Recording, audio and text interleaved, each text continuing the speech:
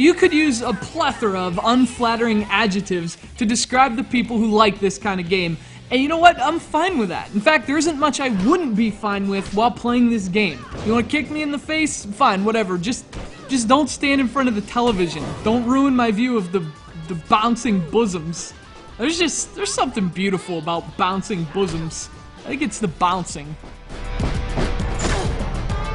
Now, finding this stuff enjoyable doesn't make a guy perverted. It makes him a guy. Now, listen, I'm fully aware this stuff is kind of reprehensible. I realize it doesn't portray women in a very positive manner, but try not to think of it as objectification, ladies.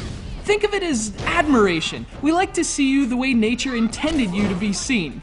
In skin-tight leather, barely as wide as a stick of juicy fruit. And speaking of juicy fruit, this is Rumble Roses XX. Obviously, there are a lot of things to say about Rumble Roses XX, but among all the criticism for which this game is a rightful target, I also give it credit for being bold. This game knows what it is, and it doesn't try to be anything more.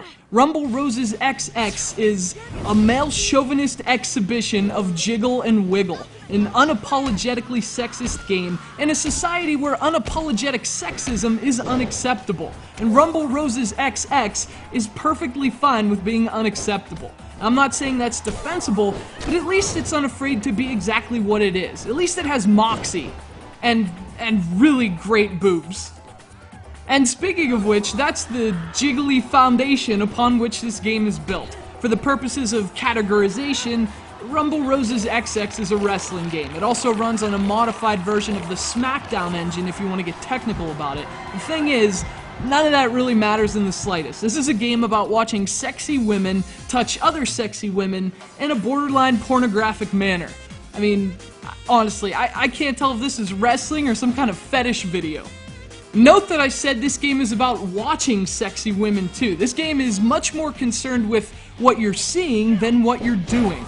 Case in point, when you have your opponent in a submission hold, you don't have control over the move or your character or anything, you get control of the camera. So while your girl automatically applies the hold, you get to adjust your view to make it as inappropriate as possible. If that doesn't solidify this game's main intent, the fact that you can take screenshots during these compromised situations and share them online should. I mean, they're sexy, and then there's downright filthy. And a focused crotch shot of a girl who has her leg bent in half, that's a little ridiculous. In terms of the game itself, simplicity is the key here. You can strike, you can grapple, and you can build up gauges to apply cinematic finishers that make things even more lurid. Now, there's a few customization features that allow you to change your outfits or your girl's attributes, but really it only goes as deep as letting you make her boobs bigger. That's both the greatest and worst thing I've ever seen.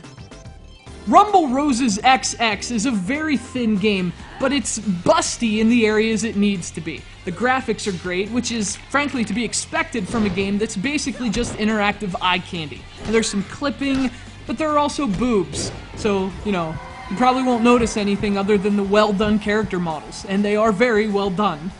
The problem is, there isn't much here aside from the aforementioned, over and over again, boobs. The wrestling is too simple, the modes are too thin. In fact, the most enticing thing about this game is the perpetual, if fleeting, hope that you might get a nipple slip. Nonetheless, huge thanks to Paul from California for sending us this copy of Rumble Roses XX, a game that really has forever changed my perception of the term torture rack. This is not her! Winner! Evil Rose